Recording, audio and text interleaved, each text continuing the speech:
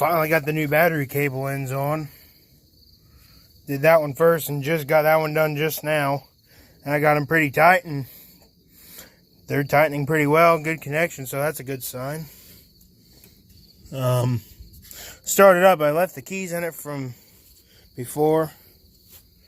So now we don't have to use vice grips anymore. The main reason I did this because we're going to tow it to the shop. Then we're going to start it and run it so we have power steering and brakes. So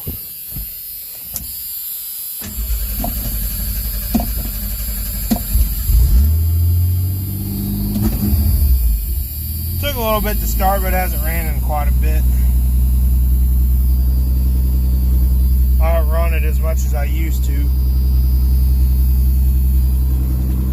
Still runs good though.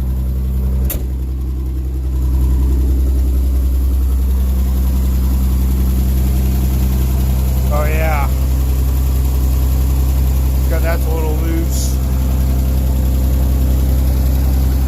Running good. That battery's been sitting in there with water in it for about 3 days now. So pretty good. Now I can put a tender back on it in here. Now that I'm driving the 150 all week, I'll just use that black extension cord. Cool.